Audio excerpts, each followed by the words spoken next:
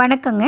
நம்ம இன்னைக்கு அறுசுவை அரிசியில் கருப்பு கவுனி அரிசி உருண்டை எப்படி செய்கிறதுன்னு தான் பார்க்க போகிறோங்க.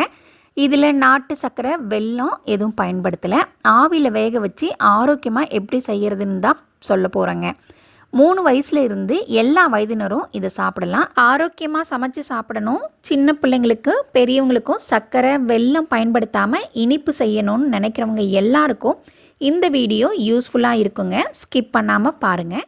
நம்ம சேனலில் ஏற்கனவே கருப்பு கவுனி அரிசியோட நன்மைகள், சத்துக்கள் குறையாமல் கருப்பு கவுனி அரிசி மாவு எப்படி தயாரிப்பது அப்படின்றதுக்கான வீடியோவும், அதில் இருந்து சூப்பு செய்வதற்கான வீடியோவும் இருக்குங்க. உங்களுக்கு வேணும்னா செக் பண்ணிக்கோங்க. கூடவே நம்ம சேனலை இதுவரை சப்ஸ்கிரைப் பண்ணாமல் இருந்தால் சப்ஸ்கிரைப் பண்ணிக்கோங்க. வாங்க வீடியோக்குள்ளார போகலாம். கருப்பு கவுனி அரிசி உருண்டை செய்கிறதுக்காக நமக்கு மாவு தான் வேணுங்க. அது உங்ககிட்ட ஏற்கனவே இருக்குது அப்படின்னா எடுத்துக்கலாம். அப்படி இல்லைன்னா கடையில் இருக்கிற மாவு கூட நீங்கள் வாங்கிக்கலாங்க. நீங்கள் உங்கள் வீட்டில் இருக்கிற அரிசி தான் இருக்குது அப்படின்னா அரிசி மாவு ரெடி பண்ணுறதுக்கான வீடியோ இருக்குது. அதுக்கு நீங்கள் அரிசியை ஒரு 8 மணி நேரம் நல்லா ஊற வச்சு காய வச்சு வறுத்து அது கூட ஏலக்காயும் சுக்கும் போட்டு அரைச்சி எடுத்து வச்சுக்கோங்க. இந்த மாவை நீங்கள் ஒரு 3 மாதம் வரையும் பயன்படுத்தலாம். நான் அப்படி எடுத்த மாவு தான் நான் எடுத்து வச்சுருக்கேங்க. இந்த மாவு நமக்கு 1 கப்பு தேவைப்படுங்க. 1 கப் அளவுக்கான மாவு எடுத்து வச்சுக்கலாங்க. இந்த மாவு நீங்கள் கடையில் கிடைக்கிறதும் வாங்கிக்கோங்க. ஆனால் அதில் சுக்கும் ஏலக்காயும் இருக்காது, நீங்கள் சேர்த்துக்கலாங்க. நம்ம இந்த உருண்டை செய்கிறதுக்காக சக்கரவள்ளி கிழங்கு தான் பயன்படுத்த போகிறோம். ஏன்னா நம்ம வந்து சர்க்கரையோ இல்லை வெல்லமோ எதுவும் பயன்படுத்த போகிறது இல்லை. அதுக்கு பதிலாக நம்ம சக்கரவள்ளி கிழங்கு பயன்படுத்த போகிறோங்க. இது வந்து எப்போவும் நீங்கள் வேக வைக்கிற மாதிரி வேக வச்சுக்கலாம். இல்லை அப்படின்னா இந்த மாதிரி மேலே தோலை மட்டும் நீக்கிட்டு அப்படியே இட்லி பாத்திரத்தில் வச்சு வேக வச்சுக்கலாங்க. நீங்கள் இட்லி பாத்திரத்தில் வச்சு வேக வைக்கிறதுனால சீக்கிரமாகவும் வெந்துடும். தண்ணியில் நல்ல கொலன்னுலாம் ஆகாதுங்க. ஒரு பதமாக வேகிறதுக்காக தான் நம்ம இட்லி பாத்திரத்தில் வேக வைக்கிறோங்க. இந்த மாதிரி நல்லா கழுவிட்டு இட்லி பாத்திரத்தில் வச்சு வேக வச்சுக்கலாங்க. ஏன்னா நீங்கள் தண்ணி ஊற்றி வேக வச்சிங்கன்னா ரொம்ப கொலன்னு ஆகிடும் ஒரு சில சமயம். அதுக்காக தாங்க இந்த மாதிரி வேக வச்சு எடுத்துக்கலாம். இது வேகட்டுங்க. இது வேகிற சமயத்தில் நம்ம இது கூட சேர்த்துறதுக்கான மற்ற பொருளையும் ரெடி பண்ணிக்கலாம். நான் அதுக்காக நிலக்கடலை ஒரு 2-3 டேபிள் ஸ்பூன் எடுத்து வச்சுக்கலாம். கூடவே ஒரு 10 முந்திரி எடுத்துக்கலாங்க. இந்த நிலக்கடலையும் முந்திரியும் இடிச்சுக்கலாங்க. ரொம்ப பவுடர் ஆகக்கூடாது. மிக்சியில் போட்டு அடிச்சிடாதீங்க. இது ஒன்று பாதியாக இந்த மாதிரி இடிகள் வச்சு இடித்து எடுத்துக்கோங்க. அவ்வளோதான். இந்த மாதிரி இதை இடித்து எடுத்து வச்சுக்கலாம். இந்த சமயத்தில் நம்ம ரெடி பண்ணி வச்சுருந்த சக்கரவள்ளி கிழங்கும் நல்லா வெந்துருச்சுங்க. இது நல்லா ஆற விட்டு இது மசிச்சு எடுத்துக்கலாம். இந்த மாதிரி மேஷர் வச்சுருந்திங்கன்னா மசிச்சு எடுத்துக்கோங்க. இல்லைன்னா கரண்டிலேயே இது உடச்சி விட்டிங்கன்னா நல்லா உடஞ்சி வந்துடுங்க.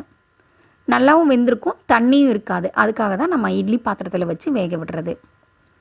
இது கூட ஒரு 1/2 டீஸ்பூன் அளவுக்கு உப்பு சேர்த்துக்கலாங்க. உப்பு சேர்த்து நல்லா கலந்து விட்டுக்கோங்க. அரிசி உருண்டை எப்போவுமே எங்கள் வீட்லையெல்லாம் பொங்கல் டைமில் செய்வாங்க. ஏன்னா நம்ம நாள் வந்து பொங்கலோட நாள் ஏதாவது ஒரு கிழங்கு வேவிப்பாங்க. சக்கரவள்ளி கிழங்கு இல்லைன்னா முடிக்கிழங்குன்னு சொல்லிட்டு ஒன்று வேவிப்பாங்க. அது வேவிச்சு அடுத்த நாள் மீதி இருக்கிற கிழங்கு வச்சு அரிசி மாவு போட்டு பெசரி இந்த மாதிரி வேக வச்சு தருவாங்க. இப்போ நம்ம கருப்பு கவுனி அரிசியில் பண்ணியிருக்கோம். இப்போ இந்த கிழங்கு கூட நம்ம எடுத்து வச்சுருக்கிற மாவை சேர்த்திக்கலாங்க. மாவு 1 கப்பு எடுத்துருக்குறோம். தேங்காய் துருவல் ஒரு 1/2 கப் அளவுக்கு எடுத்துக்கோங்க. இது கூடயே முந்திரி திராட்சையெல்லாம் நம்ம சொன்னோம்ல, அதில் திராட்சை வந்து ஒரு 1/4 கப் அளவுக்கு எடுத்துக்கோங்க. உங்கள்கிட்ட திராட்சை இல்லைன்னா நீங்கள் டேட்ஸ் வச்சுருந்தீங்கனாலும் பேரிச்சம்பழம் வச்சுருந்தீங்கனாலும் அது சேர்த்திக்கலாம். அது கூடயே நம்ம இடித்து வச்சுருக்கிற முந்திரியும் நிலக்கடலையும் சேர்த்து நல்லா கலந்து விட்டுக்கலாங்க. நம்ம இது கூட தண்ணி எதுவும் சேர்த்த போகிறதில்ல.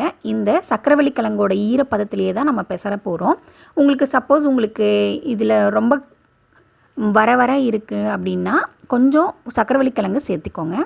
அப்படி இல்லைன்னா லைட்டாக தண்ணி கூட தெளிச்சுக்கலாம். ஆனால் நிறைய தண்ணி ஊற்றிடாதீங்க. இது கொஞ்சம் சப்பாத்தி மாவோட ரொம்ப சாஃப்டான பதத்துக்கு வரணும். இந்த மாதிரி அழுத்துனிங்கன்னா இந்த அளவுக்கு இருக்கணும். அடிச்செல்லாம் பெசற வேணாங்க. அப்படியே லைட்டாக பிசைஞ்சு விடுங்க. இது பிசைச்சி விட்டுட்டு இது வந்து உருண்டை பிடிச்சிக்கலாம். உங்களுக்கு தேவையான அளவுக்கு உருண்டை பிடிச்சிக்கோங்க.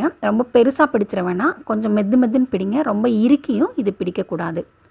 ஏன்னா நம்ம இப்போ இது ஆவியில் வேக வைக்க போகிறோம். ரொம்ப அழுத்தி பிடிச்சிட்டிங்க இல்லை கொஞ்சம் பெருசாக பிடிச்சிட்டிங்கனாலும் உங்களுக்கு நல்லா வேகாது. அதுக்காக தான் நம்ம ஏற்கனவே சக்கரவள்ளி கிழங்கு வேக வச்சு தான் வச்சுருக்கோம். ஆனால் அரிசி மாவு வேகணுங்க. அதுக்காக கொஞ்சம் மெதுனே பிணைங்க. ரொம்ப அழுத்தி பிடிச்சி உருண்டை பிடிச்சிடாதீங்க.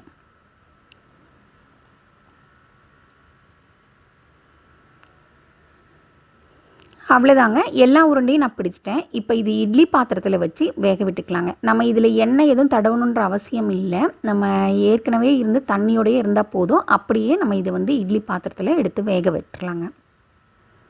தண்ணி நல்லா கொதிக்கிற அளவுக்கு இருக்கணும். அப்போ வேக விடுங்க. இது இந்த சமயத்தில் இது வேகிறதுக்கு வச்சுட்டு ஒரு 10 நிமிஷம் வேக விடுங்க.